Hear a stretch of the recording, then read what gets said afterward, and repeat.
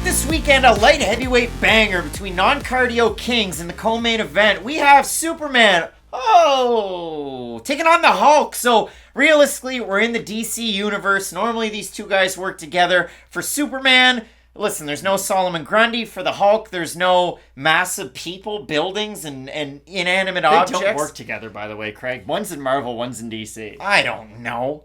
Yeah, you're right. Wow, Craig, the Chad of the MMA world, doesn't know what the Hulk and Superman are. All right, I'm not a comic book guy, but what I do know is that these two guys have a very interesting career trajectory so far in their extended UFC careers. I mean, for Ryan Spann, you might think about it, this guy seems like he's been around for a hot minute. He is a hot prospect. He's also 6-3, split between a few fights with Dana White's Contender Series and a few in the UFC. Also the ranked fighter in this matchup. And for Ryan Spann, you look at the 5-on-in, and I want to really highlight these fights. Finishes Devin Clark, a very good wrestler. He goes out there and has a split decision fight against Sam Alvey.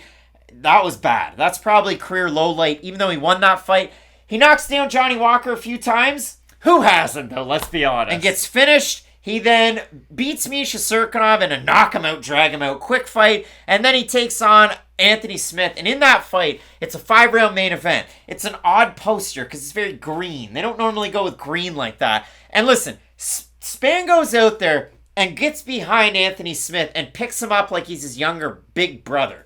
He picks him up, wraps his arms between him, walks him across the cage standing, drops him down on his feet in front of Saif Saud as if he's presenting him with a present. Anthony Smith turns around, hits him with the left hand, and wobbles him bad. And then from then on out, Smith dominates the fight. He takes Spann down, Spann gets back up. Then they strike a little bit more, Smith has more success. Smith gets down, dirty, finishes him by submission. For Ion Cutelaba, much worse 5-on-in, wins sandwiched between wildness, finishes Khalil Roundtree, loses to Magomed Ankalaev, but did he? Well, then he does the second time. Then he has the split fight against Dustin Jacoby. I thought it was a draw. You can think what you want. And then after that, he beats Devin Clark by decision.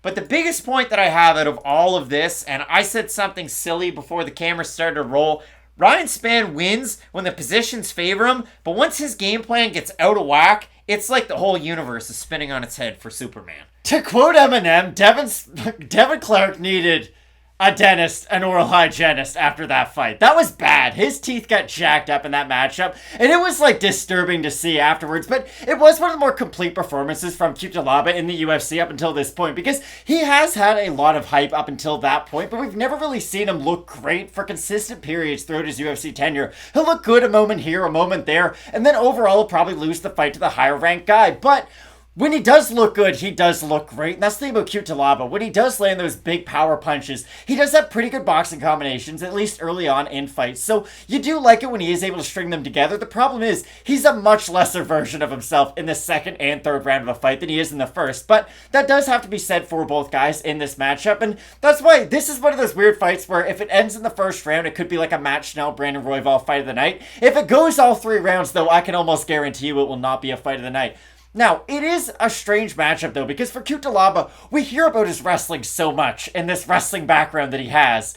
In some fights, it looks really good. In others, it doesn't. And I always question it when he's going to fight a guy, especially like Ryan Spann, who is almost in the same boat of sometimes your wrestling looks really good offensively, but we have seen him also struggle with offensive wrestlers himself. Ryan Spann, the whole UFC tenure, again, including the Dana White's Contender Series, losing to Carl Robertson, then getting a win. And obviously, we've seen Ryan Spann, when he loses to Robertson and when he lost to Johnny Walker, he's going for that takedown. His head's out there and the elbows are coming. And Ryan Spann goes, uh-oh, we're completely off the rails. And when we look at Ion Cutelaba, first round Dustin Jacoby, takedown, tons of control time. I thought it was a 10-8.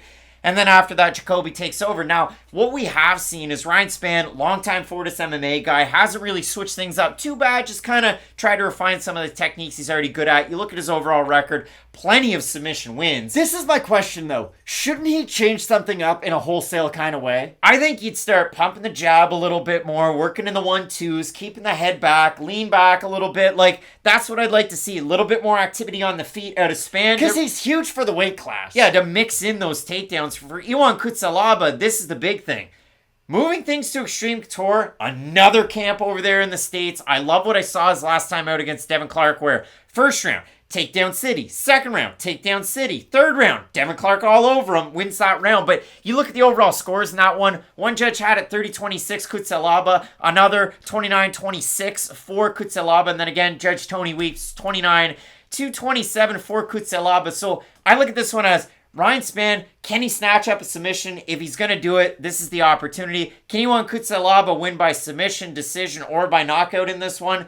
Yeah, I could see all of those distinct possibilities here. I'd be surprised with a sub, to be completely honest. On either side, to be honest. Like, if either guy gets on top of their opponent, I just expect them to ground them out more than anything, instead of fighting for a sub, just because I feel like both guys have the grappling defense to at least fight out of it a little bit, just because neither guy would say is top tier with their submission ability. I do agree with you, though. I do think stoppage or finish, or this going to a distance, is equal value. In my life, all I do is watch sports and the occasional television show, so of course I'm not a comic book guy, and I mix up DC and Marvel, and somebody's tossing a dislike to the video because I made a simple mistake. So to you, I apologize if you made it this long. The odds in this one, Superman Spann open to plus 145 is now plus 170 or thereabouts. Free one Cutelaba, the Hulk out of Moldova, open to minus 175, minus 210 as it stands. So the over-under on Topology, surprise to us it is to you. I'm going to say over-under 65% Cutelaba. I'll say over. Odds would suggest over, slightly over. 609 total votes, 74% Cutelaba,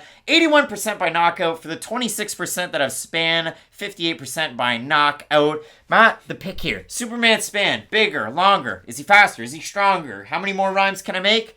Well, that's the end of that whole sequence there. But Matt, for me, I like you on Cutelaba with the grinding, grimy, wrestling type of style. I like how he's cleaned things up with Extreme Couture. I do still worry about if he pushes that pace round 1, round 2, can he make it to round 3? Or will he be able to get the finish in the first 2 rounds? So I do favor Cutelaba in this fight. But if there's anybody that can stymie his style, it's a Ryan Spann. I agree 100%. I do like Cutelaba in this fight. But these are two guys who have a lot of weaknesses in their games. And that's why you do notice them both struggle quite a bit when they do fight that top 5 kind of fighter. Because those fighters, they might specialize in one area, but they do have very well-rounded game plans for the most part. So they will always be able to find a weakness in the game plan of a Ryan Spann or a Cutelaba. But I do think this will be a fun co-main event, even though we both have Cutelaba winning. Both of us going with the Hulk Iwan Cutelaba representing Extreme Couture and Marvel versus DC's Ryan Spann. I'm going to commit that to memory so I don't make that faux pas once more. We have a big time main event coming up